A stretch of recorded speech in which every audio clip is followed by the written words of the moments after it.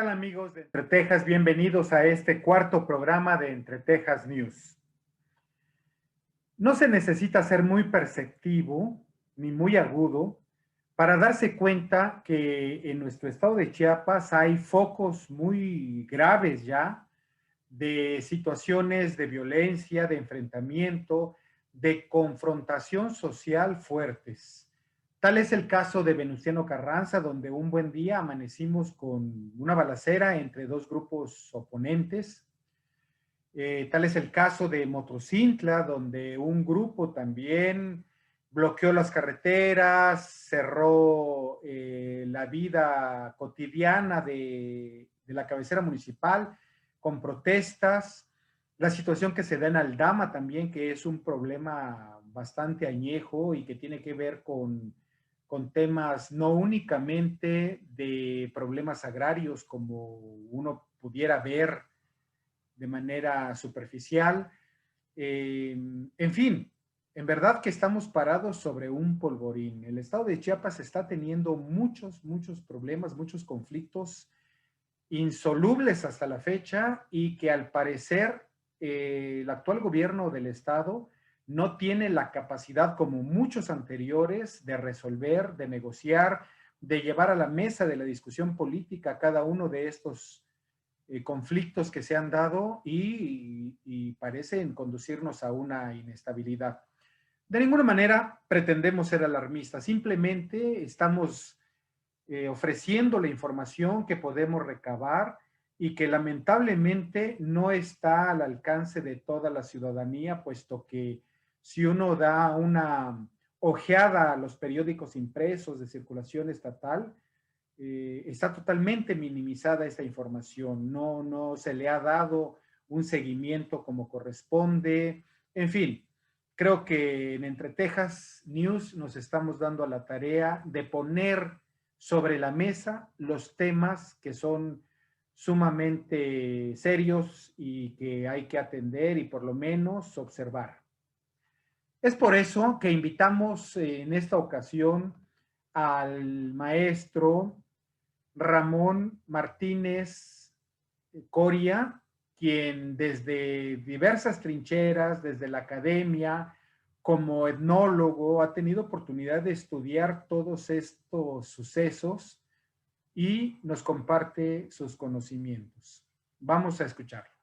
El primer elemento que me parece que hay que tomar en cuenta aquí es dónde estamos parados geoestratégicamente, ¿no? Es importante decir que ahora que está tan convulsionado también nuestro sureste mexicano, tenemos que voltear a ver cómo este sureste mexicano forma parte de la cuenca del Gran Caribe, ¿no? Y de las relaciones de poder que ahí se cocinan. De hecho, los megaproyectos tanto de la península de Yucatán como del istmo de Tehuantepec y como el Tren Maya, que toca también el territorio chiapaneco, pues tienen que ver con esta geopolítica, con este territorio geoestratégico en las relaciones de poder entre todos los países de la cuenca del Gran Caribe y Estados Unidos, ¿no? Pero también formamos parte de la cintura centroamericana, geográfica, fisiográfica, de la conectividad interoceánica. Entonces, este filón de tierra desde que se inventó es estratégico por eso.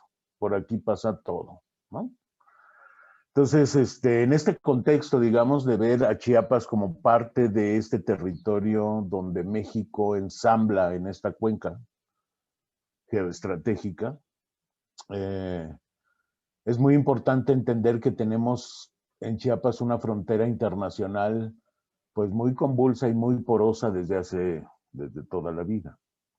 Entonces, digamos que esta frontera también debe representar elementos muy relevantes de seguridad nacional, ¿no? Yo no tengo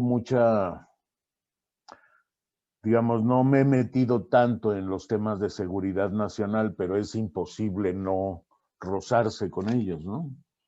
Y entonces, bueno, pues algunos elementos de esta frontera es que, como todos sabemos en estos 2 años, en este año de pandemia, los flujos migratorios crecieron exponencialmente antes, ¿no? Ahorita se ocluyeron, pero se están reanudando, digamos. La pandemia le hizo una cintura al flujo migratorio masivo desde el Triángulo Norte de Centroamérica.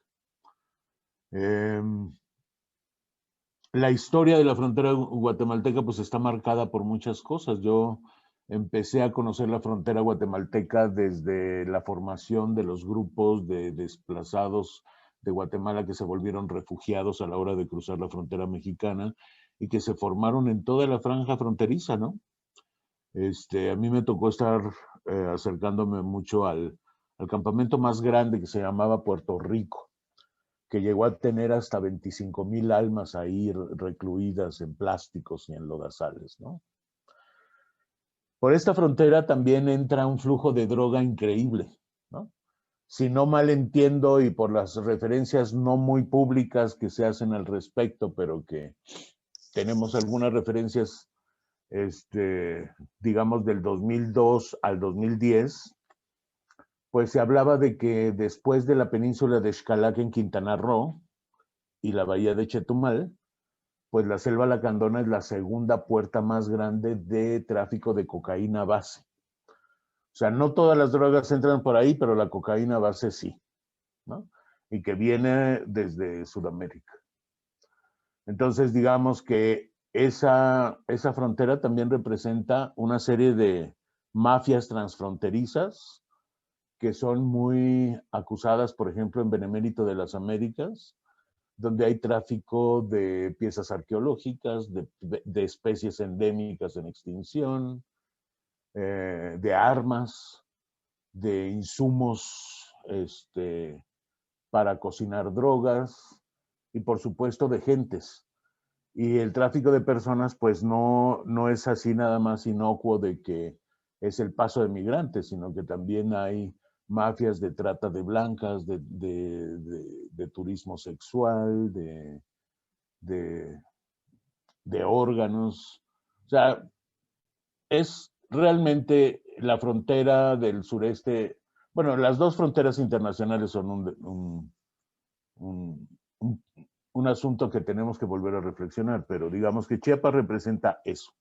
Entonces, digamos que lo que ocurre dentro del territorio chiapaneco no solamente tiene que ver con la organización societaria de Chiapas, ¿no? Sino que está cruzada por una serie de factores de poder que lo rebasan.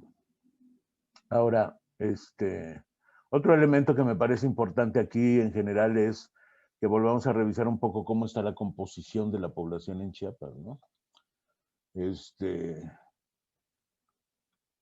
Seguimos teniendo un incremento demográfico más alto de parte de la población indígena que del resto de la población. Sin embargo, en los últimos 20 años hemos visto que los flujos de migración interna también son algo muy relevante, ¿no? En otras épocas, antes del 2000, veíamos, por ejemplo, flujos migratorios estacionales entre los altos de Chiapas y las zonas cafetaleras del Tacaná, donde también había flujos estacionales de los altos de Guatemala, pero no era el tipo de migración que hay ahora, ¿no? Y después esto se empezó a violentar porque empezó a implicar también en la gestión de grupos organizados para modular y controlar los flujos migratorios, ¿no? Además, bueno, Chiapas tiene estratégicamente pues las reservas de agua dulce más importantes de México, junto con Tabasco, ¿no? Entonces ya la pura reserva de agua dulce en Chiapas la hace un botín. Tenemos otros elementos que tenemos que marcar necesariamente, por ejemplo, la ingente degradación ambiental a la que ha estado sometido el territorio chiapaneco desde los últimos 30 años. Hemos visto cómo desaparecen los ecosistemas uno tras otro, imposible de parar, ¿no? Entonces, aunque hay pleitos emblemáticos que en realidad no deberían estar marcando este tema, como el caso de la selva lacandona, donde todavía hay estos personeros de otras administraciones que quieren mantener esta idea de que el área natural protegida tiene que ser un mecanismo de total exclusión de la población local para los aprovechamientos de los recursos que ahí están. Pues tenemos esta larga lucha que finalmente ahora se está arreglando a favor de los pueblos, ¿no? La gestión política de los pueblos de la selva ha sido brutal y además, como siempre, la estrategia del Estado mexicano es dividir a las poblaciones, enconarlas y entonces generar problemas irresolubles por décadas, ¿no? Entonces, por ejemplo, todo este capítulo de conflicto y tensión en todo el perímetro de los bienes comunales de la selva lacandona, pues es todo un artificio, porque el Estado mexicano se puso a dotar de tierras ejidales a pueblos en todo el perímetro de los bienes comunales y le han robado más de 1 millón de hectáreas en esta historia y ha costado muchísimo trabajo de personeros no gubernamentales, por supuesto, de ir acomodando estas relaciones conflictivas y de ir desanudando todos los conflictos que se generaron, por ejemplo, en el perímetro de los bienes comunales lacandones nada más, ¿no? Otro tipo de conflicto que tiene más o menos la misma trama es el que ocurre en Chalchihuitán y Chenalo.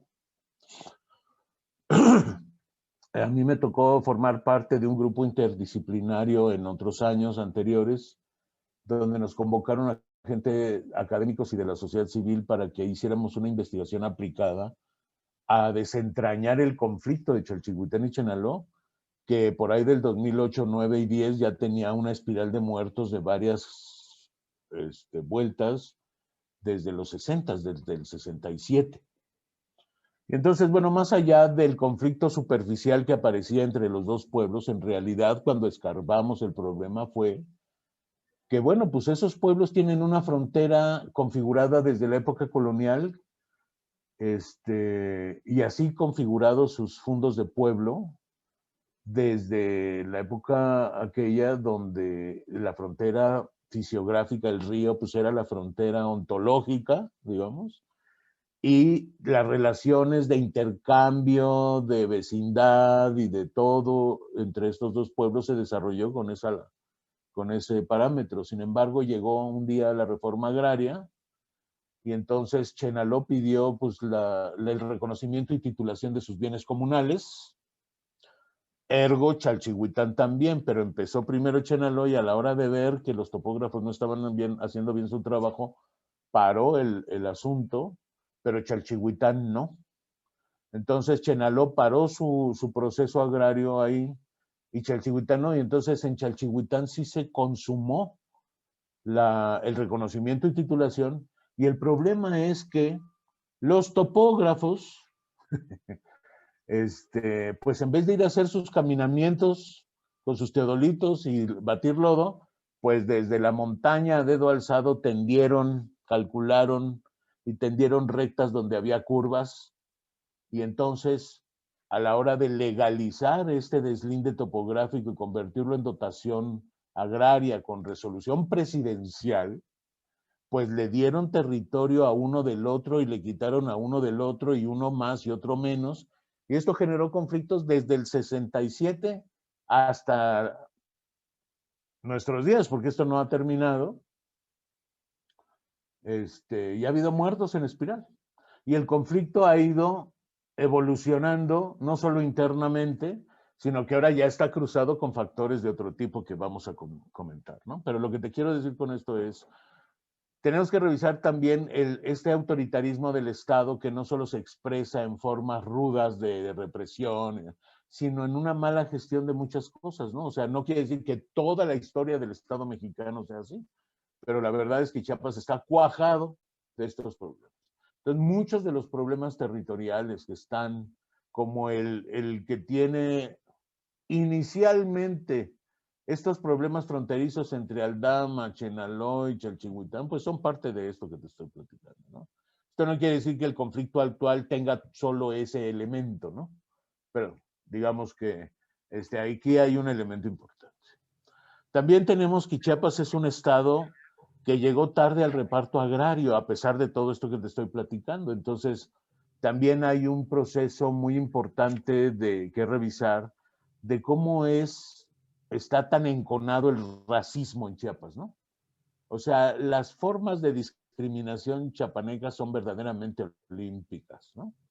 Y entonces esta segregación de las poblaciones y las comunidades indígenas respecto a la élite criolla que ha gobernado Chiapas toda su historia, pues es una forma brutal de confrontación simbólica que sigue ahí, nada más que ha ido tomando unos giros muy peculiares. Por ejemplo, Chiapas, digo, San Cristóbal ahora tiene una mayoría demográfica tzotzil y podríamos ir a medir a ver si la lengua franca entre la población que vive en el Valle de Jocobel no sea el tzotzil más que el español, en términos ya domésticos, porque estamos ante una transformación total del Valle de Jocobel, o sea, y ahí ya las territorialidades significan todo, y entonces las relaciones de poder, como estos conflictos, como cuando quemaron al presidente de San Juan Chamula, que tiene que ver con la relación fronteriza entre lo que significa el epicentro de poder de San Cristóbal y este hinterland que forman los municipios de alrededor,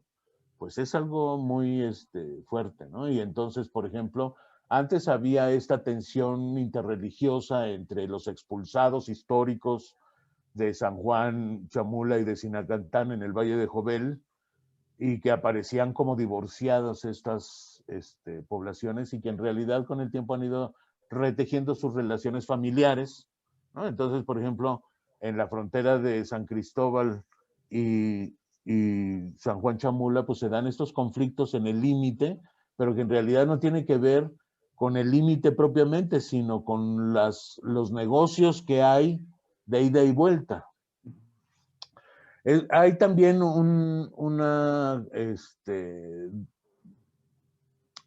elemento que me parece muy importante y que tiene que ver con esta negación, ocultamiento y omisión de parte de las autoridades respecto a los grandes problemas estratégicos de Chiapas, como por ejemplo ser corredor de tráfico de drogas. Entonces, por ejemplo, el corredor que empieza en la selva lacandona, por donde llega, pues deriva en una serie de rutas que van a dar hacia la cuenca del Golfo de México, porque la ruta de camino de esas drogas llega al Valle de Jobel, ahí se transforma la coca, se multiplican los panes, porque ahí hay una cocina gigante de drogas, y luego lo que ahí se produce tiene o un destino hacia la ruta de la Ribera Maya, o se sigue a la cuenca del Golfo de México hacia el Tulijá, la zona del Tulijá, y entonces esto tiene la herida abierta en Pueblo Nuevo, Solistahuacán, en toda la zona esta que está violentada también, en Simojobel y en Huitiupán, y toda esa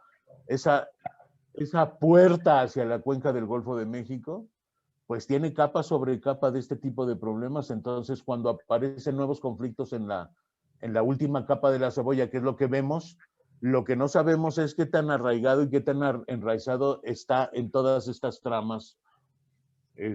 Otro elemento que me parece importante es la falta de gestión en términos de justicia a las comunidades indígenas y afrodescendientes, ahora las vamos a meter a la foto, en términos del reconocimiento de sus formas colectivas, no solamente de sus territorios, pero el territorio es todo un tema en Chiapas, ¿no? Entonces, las demografías han crecido mucho, las formas migratorias se han complejizado. Por ejemplo, en los Altos de Chiapas no voy a mencionar municipios específicos porque capaz de que la próxima vez que pase por ahí me queman en leña verde, pero por ejemplo, los Altos de Chiapas son uno de los nodos territoriales más importantes de flujo de población migrante desde siempre. Legal e ilegal, documentada o no documentada, registrada o no registrada, etc. Sin embargo, antes las mismas poblaciones indígenas de los Altos de Chiapas Chiapas se convirtió en expulsor de migrantes de gran escala y ahora ya figuran los chiapanecos en muchas rutas en Estados Unidos. Tenemos migrantes chiapanecos de los Altos en todas las ciudades del sureste y se expanden hacia el norte de México. Nos acaban de mandar fotos de mujeres de Chenaló en La Paz, Baja California, haciendo nodo callejero, igual que lo hacen en Villahermosa, en la Ciudad de México, en Monterrey o en Guadalajara. Entonces, la expansión de la diáspora migratoria indígena de Chiapas está en curso ya desde hace rato, y esto también habla de la falta de oportunidades en sus territorios originales, ¿no? Entonces, ahora, Chiapas, otro elemento que nos puede dar indicadores de causales de violencia tiene que ver con el cambio religioso en los últimos 40 años. En los 90 se hicieron famosos aquellas expulsiones masivas, pero han emergido una cantidad de grupos y de sectas religiosas que no son las emblemáticas o las que usualmente uno pensaba como referencias de adscripciones religiosas clásicas, incluso protestantes, ¿no? Sino ahora hay grupos totalmente New Age, que tienen unos discursos pues muy peculiares, y a veces estos mismos están territorializados, ¿no? Entonces, estas territorializaciones también generan tensiones que de pronto rebrotan. O sea, no quiere decir que sea el orden de cosas, pero este es otro de los elementos. Otra cosa que a mí me parece importante para configurar una especie de mirada de paisaje de las violencias en Chiapas, pues tiene que ver con el asunto de la falta de gestión gubernamental. O sea, la población chiapaneca, y no se diga, ya no nada más la población indígena, que también está súper estratificada, y quienes tienen mucho poder, pues tienen muchas cosas resueltas. Pero digamos, la población campesina y la población urbana jodida, perdón mi francés, realmente no tiene acceso a la jurisdicción del Estado. Entonces, el oficio de los gobiernos chiapanecos, uno tras otro, verdaderamente son de pronóstico, ¿no? Entonces, no solo es todo lo que se roban, sino la manera dolosa de no hacer nada. O sea, este asunto de no poder resolver la violencia en la que está Aldama desde hace un rato largo, en donde no cesa la violencia expresada por las armas y que tiene tan confundido a todo mundo porque en realidad no se ve tan claro, pero bueno, por ejemplo, hay organizaciones de derechos humanos que marcan ahí insistentemente la presencia de grupos paramilitares. Sin embargo, pues el grupo paramilitar en sí mismo es un asunto, pero está territorializado justamente en una de esas rutas por donde se trafica todo desde la selva hacia la cuenca del Golfo de México. Entonces, ahí tenemos intereses donde no sabemos qué tan involucrada está la élite criolla gobernante de Chiapas, porque el modelo de gobierno en Chiapas es absolutamente colonial, ¿no? Es un modelo como neocolonial en el sentido de que la élite criolla sigue mandando, cabalga los partidos, impone candidatos, impone puestos de gobierno a los personajes más inverosímiles y todo sigue igual. Se han cambiado las denominaciones de los partidos en el gobierno como en ningún otro estado. O sea, ningún otro estado ha tenido un gobernador sin adscripción partidista y luego otro perredista y luego otro de verde y luego otro morenas y, o sea... Y con un mismo origen siempre, ¿no? Son parte de la misma nomenclatura, pero además siguen haciendo o no haciendo lo mismo, digamos, ¿no? Entonces mantienen sus formas hegemónicas. Tenemos el caso de Constantino Canter. Es escandaloso, perdón, yo pues no tengo por qué no decirlo, o sea, no le debo nada a la nomenclatura chiapaneca, si me pegan pues ni modo, pero el caso de Constantino Canter es escandaloso. O sea, Constantino Canter era el malo de la película en la época del conflicto, le quitaron los ranchos, no sé qué. El gobierno, la nomenclatura del gobierno, lo indemnizó a él y a los suyos. Él usó a los ejidatarios celtales de la selva desplazados por el conflicto para supuestamente hacer un frente común con los rancheros despojados del conflicto del 94, y luego les robó todo. O sea, los movilizó, los engatusó, y ahí sigue. Digamos, es un personaje muy marcado, lleno de violencia, y ahora es un feliz candidato De Morena, del de Progreso, Morena, o sea, la no, supuesta izquierda. ajá. Entonces, digamos que también el actual gobernador, que me perdone la historia, pero pues ahora sí que se despintó de verdecito y se pintó de cafecito en una coyuntura donde nadie, o sea, él se brincó del PRD, pues, en un triple salto mortal inverosímil, y se colocó en donde está, y está exactamente no haciendo lo mismo que el anterior.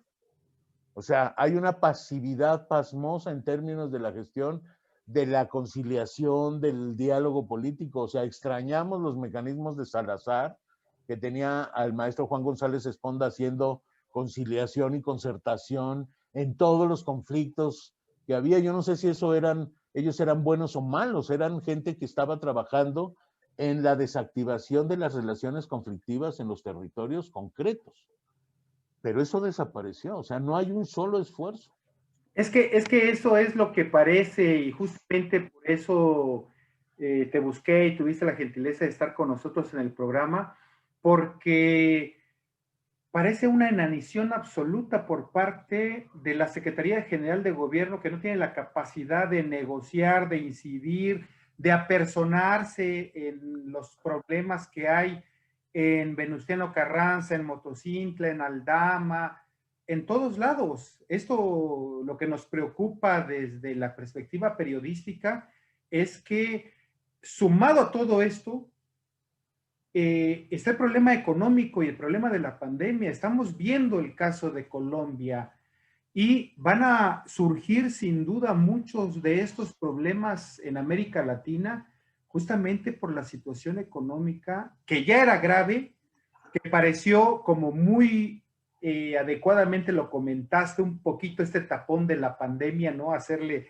el tapón a la cintura del problema económico, pero Chiapas está para estallar, en verdad.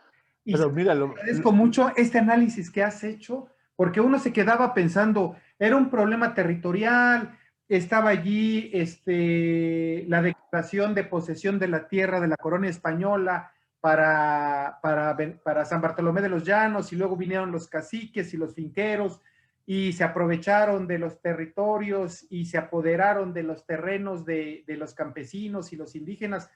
Pero con esta radiografía que nos has hecho, creo que tomografía, podría decirlo mejor, es...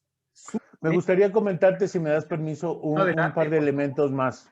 Sí, adelante. Voy a tomar así de la madeja algunos de los gusanitos, ¿no? Por ejemplo, tenemos toda esta trama de la pandemia, como marcabas, ¿no? Que en particular lo que es más doloso, creo, es el maquillaje y la negación de las referencias y los datos y la información realmente hablando. Hay una pasividad, nadie sabe realmente positivamente cómo están las cosas epidemiológicamente en Chiapas. Ahora, toda esta falta de oficio en términos de que, bueno, yo entiendo a las comunidades, o sea, vivimos en diferentes niveles de régimen de terror psicológico y simbólico, ¿no? Entonces, pues las gentes cierran sus parajes, sus comunidades, pero también se expresó de manera muy heterogénea todas estas formas cosmológicas o ideas del mundo en términos de la versión de que el gobierno era una estrategia del gobierno para aniquilar a la gente, digamos, ¿no? Y esto lo dejaron crecer, o sea, el gobierno no tomó su oficio, ¿no? Entonces, yo creo que una de las cosas muy graves en Chiapas es que, pues también las formas de organización de base comunitaria son muy beligerantes. Macrohistóricamente vamos a ver este elemento. Desde los años 70, con aquel congreso emblemático de Samuel Ruiz en el 74, que reivindicó a los pueblos indígenas, en particular tzotziles, celtales, choles y tojolabales, pues que más o menos la geografía de aquella movilización se parece a la geografía del 94, de alguna manera. Hago un arco en el tiempo porque la trama siempre fue la tierra, en aquel entonces y después. Sin embargo, en esta lógica, en el plazo, digamos, largo, no hay un reconocimiento sustantivo de estos procesos, no hay un oficio de regularizar los conflictos agrarios. Por ejemplo, el jefe de topógrafos que organizó el levantamiento topográfico de la frontera de Chalchihuitán y Chenaló, sigue estando en el gabinete. No sé si debo decir su nombre porque a lo mejor me manda pegar, pero él forma parte del gabinete en todas las administraciones desde el 90 y tantos para acá. Este personaje ha estado en las oficinas de asuntos agrarios del gobierno chiapaneco. Cada vez que hay un conflicto que lo refiere a él como causante de elementos de los conflictos, eso queda metido al cajón. Esto nos pasó en Chalchihuitán y Chenaló y lo tuvimos que señalar con el dedo, ¿no? Beligerantemente, porque él formaba parte de los perpetradores del terrible error y sin embargo no pasó nada. Nosotros hicimos una recomendación compleja de largo aliento para conciliar esos intereses, ese conflicto, porque pues había que desconstruir el derecho que la resolución presidencial le había dado a UNA sobre el error de los topógrafos, ¿no? Pero no, lo más grave es que este hombre sigue siendo parte de la nomenclatura que toma decisiones y que decide si resuelve o no los problemas y si los manda a bloquear, etcétera, ¿no? Ahora, hay cosas que son tabú. Todo mundo sabe de las mafias que se han ido cocinando en lugares de poder como San Juan Chamula. Entonces, lo difícil es la investigación aplicada a los temas estos que son tabú, ¿no? Entonces, cuando uno se mete en esos temas, desapareces al tercer día. Pero el asunto es que, por ejemplo, hay intuiciones y hay referencias, pero no hay cómo verificar estas cosas, ¿no? Donde, por ejemplo, los grupos armados irregulares que actúan en los altos, pues están centralmente controlados ahí en esta frontera de San Juan Chamula y San Cristóbal, justamente porque ahí están las instalaciones donde se transforman las drogas, ¿no? Entonces hay contundentes nodos de intereses importantes. Ahora, la historia de los desplazamientos forzados en Chiapas es una verdadera botica.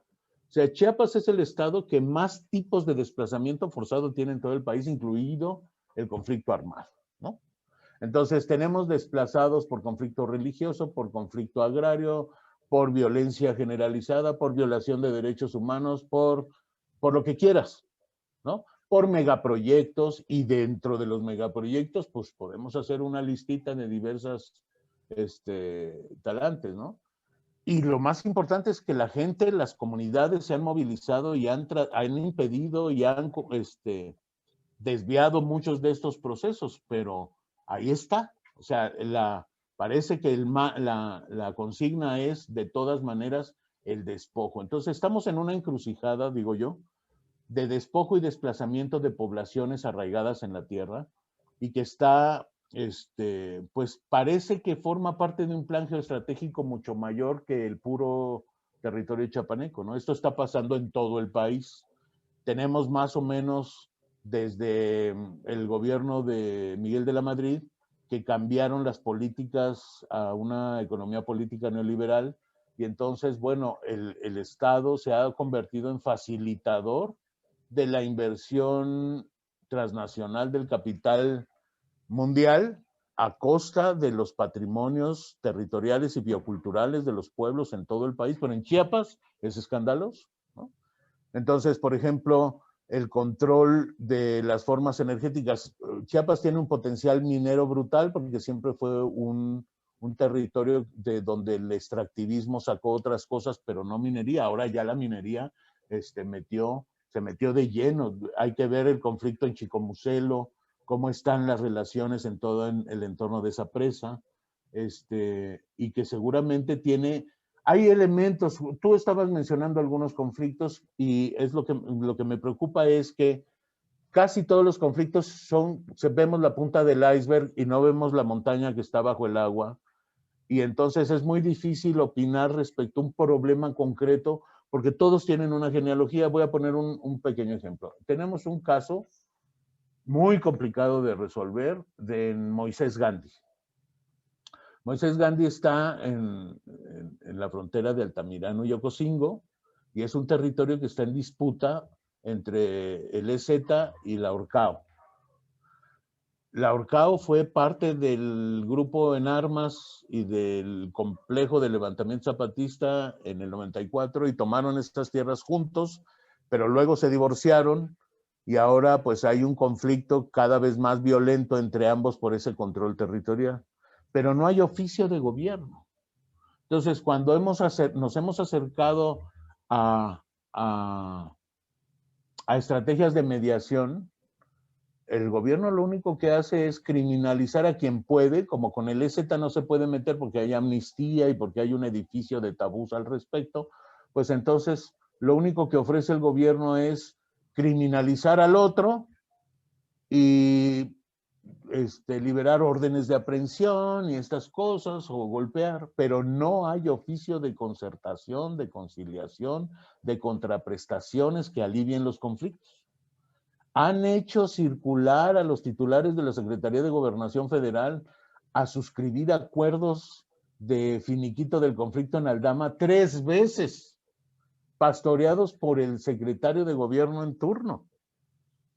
Y se da la media vuelta el subsecretario de Derechos Humanos Federal y vuelve a empezar todo tal cual.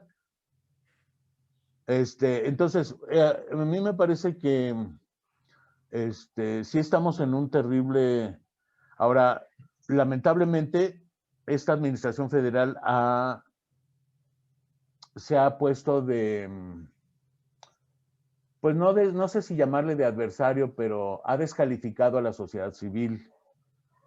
Y la verdad es que en el entorno y la historia chapaneca, la sociedad civil es un elemento muy importante de catalizador, llamémosle así, de algo de homeostasis, ¿no? Y sin embargo, pues ahora ¿cómo? De contrapeso y equilibrio también a los desmanes del... Ahora estamos congelados, es decir, estamos en la banca de la nomenclatura o somos el adversario a veces también de los grupos de poder ahí. Entonces, bueno, tenemos terribles escenarios de migración interna y violencia como en toda la franja de Tapachula, ¿no? Toda esta contención. Ahora que el Tren Maya alcanzó Chiapas, pues se extendió y los conflictos que ya están andando en los 3 estados de la península de Yucatán, pues ya están acá también. Entonces, por ejemplo, tenemos un discurso medio esquizofrénico, ¿no? En la lógica de la implementación del supuesto tren, se habla de que no, pues no se preocupen, sobre todo los estados donde ya había vía férrea, pues se van a usar los derechos de vía del tren anterior, entonces no va a haber tanto impacto, no sé qué. Pero en realidad la tecnología pues no es la misma. Entonces cuando se inventaron esas vías férreas, las tecnologías de los ferrocarriles eran de un tipo y ahora los nuevos trenes no pueden andar en esas vías porque las curvas no son las correctas. Entonces han tenido que desmontar territorios para transformar las rutas de la vía, de los derechos de vía, etcétera. Y bueno, esto está violentando derechos territoriales y patrimonios territoriales de las comunidades. En otra época, en el viejo régimen priista corporativo, había toda esta lógica de expropiación e indemnización. Ahora es un despojo a mano alzada, es así, quítate porque ahí voy, ¿no? Entonces no hay este oficio de gobierno en darle acceso a la jurisdicción del Estado. Con la cantidad de población que hay en Chiapas, No existe la menor sensibilidad de la función pública, de ninguna función pública, de ser sensibles a las formas culturales de las comunidades. Entonces, en esta pandemia se reveló la absoluta inutilidad del sistema público de salud. O sea, vimos cómo totalmente la población indígena está descobijada de la cobertura de los servicios públicos de salud. Se colapsó también los servicios educativos. O sea, esto de mantener el semáforo verde en Chiapas en medio de la tormenta, y ahora siguen insistiendo en que, bueno, se tienen que, como en Campeche, volver a abrir las escuelas, pero no hay una atención estructural. Entonces, aquí tenemos una nueva estratificación que seguramente va a generar nuevas condiciones de conflicto. Por ejemplo, las comunidades, las poblaciones de los chavos indígenas, entre más lejos están, menos acceso a conectividad y a medios para poder haber estado en estas lógicas de educación a distancia. Entonces hay una enorme proporción de gente en edad escolar que este tiempo de la pandemia ha sido de total pérdida de la forma educativa, ¿no? Entonces, bueno, pues nos hace falta un diagnóstico como multidimensional de cómo están las cosas, ¿no? Porque ver los conflictos de manera aislada y tratar de entenderlos de manera individualizada, pues sí podemos armar pequeñas historias, pero en realidad lo que yo también veo es que se está generando un entorno de ingobernabilidad galopante en términos de que cada vez salen más incendios, ¿no? O sea, los viejos conflictos no se apagan, pero hay nuevos conflictos y se enconan y crecen, y efectivamente yo también veo un escenario muy preocupante en términos de que no tenemos, mira, por ejemplo, en la zona norte de San Cristóbal, la evolución de la inseguridad ha derivado en que las mismas colonias tienen sus propios mecanismos de seguridad y defensa territorializados. Y no son medias tintas, o sea, la frontera es el linchamiento, ¿no? En algunos lugares ha habido, pero por ejemplo, todo este fenómeno de los motonetos y de las mafias de los mercados y de los coyotes intermediarios, que son toda una mafia ahí en San Cristóbal, son los que están mandando, ¿no? O sea, y además los presidentes municipales, uno tras otro de San Cristóbal de las Casas, en realidad están solo sujetados a los nichos de las empresas como los hoteleros y los restauranteros, que son el modus, digamos, de recursos de esta población como que tiene los medios de producción, que tiene los negocios y que es la nomenclatura criolla, ¿no? Entonces, no sé si te estoy contestando a la pregunta inicial, pero creo que hay que abrir en canal todo este rompecabezas, porque pues van a venir peores cosas, ¿no? De verdad. Totalmente, nos has hecho un panorama de cómo están las cosas, como no las queremos ver. A mí me sorprende una frase que acabas de mencionar en el sentido de que en vez de encontrar nichos de oportunidad, se dan fenómenos de violencia cada vez mayor. Y, y un poquito también salta a mi mente esa idea de mostrar a Chiapas como el lugar paradisiaco, el paraíso, las bellezas naturales, pero la verdad es que no hemos mostrado la situación real por la que atravesamos y la gran cantidad de conflictos que existen y problemas.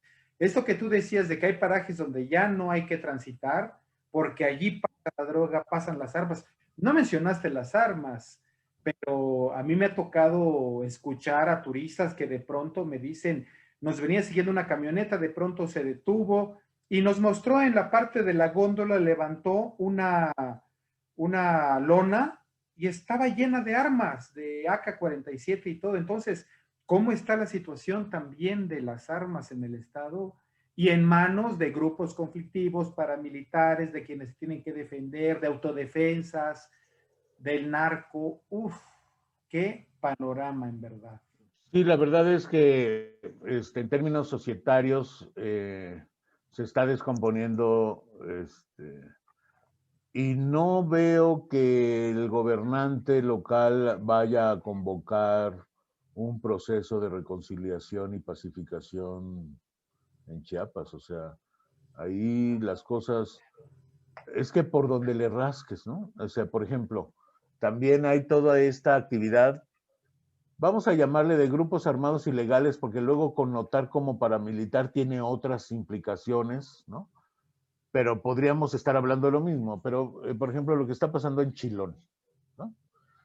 Las comunidades, hay un movimiento ahí que ha ido avanzando en una lógica de el reclamo del derecho, de los derechos territoriales de las comunidades, ¿no? Y hay un elemento importante de conflicto donde tanto en Chenaló, digo, en Chilón, como en Oshuk, como en Chalchihuitán, implica cosas. Por ejemplo, las comunidades indígenas han ido evolucionando en la conquista de sus derechos colectivos políticos. Entonces ha habido en otros estados y en Chiapas también estos intentos de mudarse a los sistemas políticos por usos y costumbres, que así le llaman en la jerga local, en oposición a los sistemas de partidos. Y tenemos joyas de la corona en Chiapas. Por ejemplo, el intento de Chalchihuitán, porque más allá de la crisis que hubo por corrupción en la imposición de candidatos en la elección de la presidencia municipal anterior, donde creyeron que maquillando con el supuesto cuota de género y de que iban a poner una presidenta municipal, pues resultó que el esposo, el síndico, era el verdadero gobernante, que ella era más o menos un títere, pero además, pues, ante el latrocinio de ese síndico exponencial, pues acabó escandalizando a toda la población.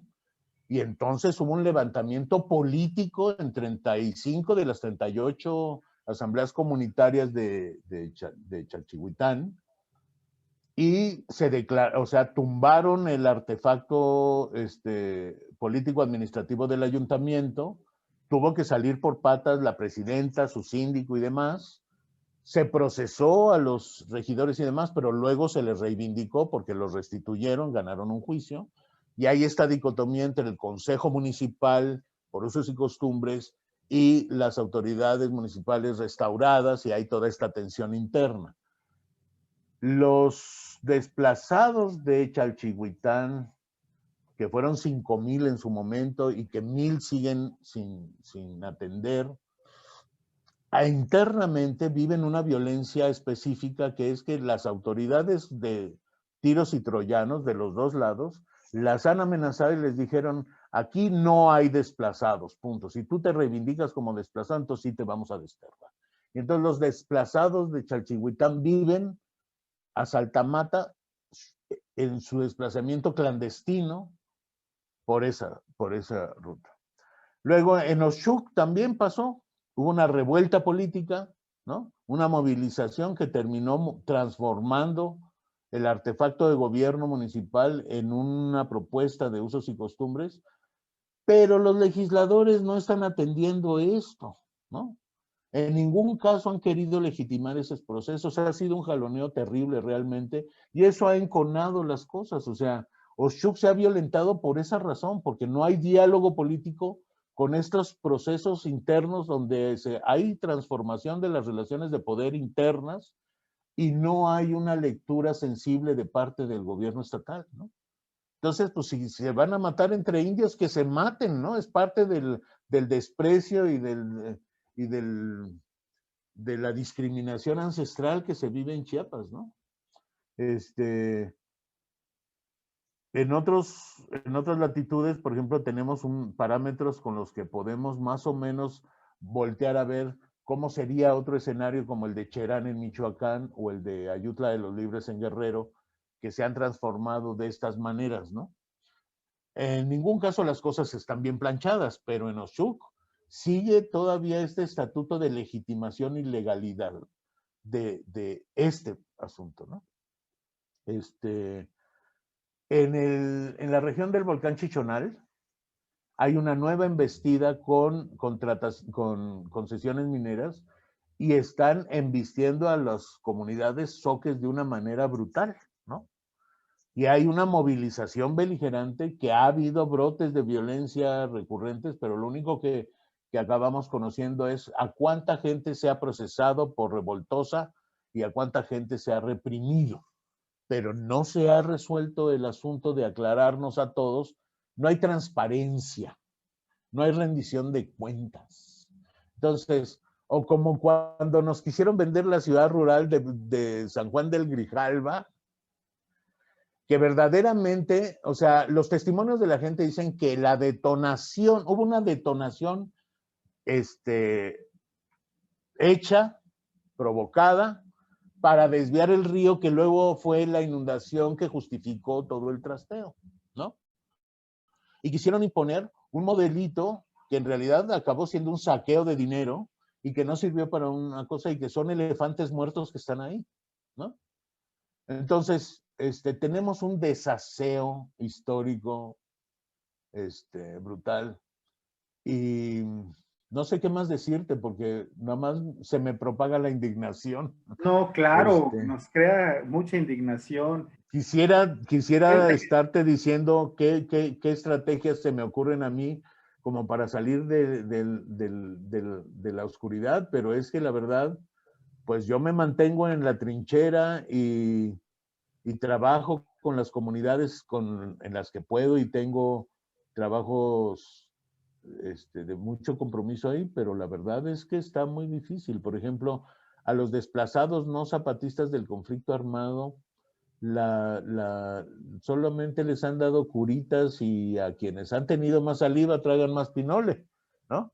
Pero sigue habiendo una asignatura pendiente de atención a esas poblaciones. Ahí están. O sea, yo he participado en mecanismos de gestión complejos en la zona norte, en Ocosingo, etcétera, pero sigue habiendo una buena asignatura pendiente en esa materia, ¿no?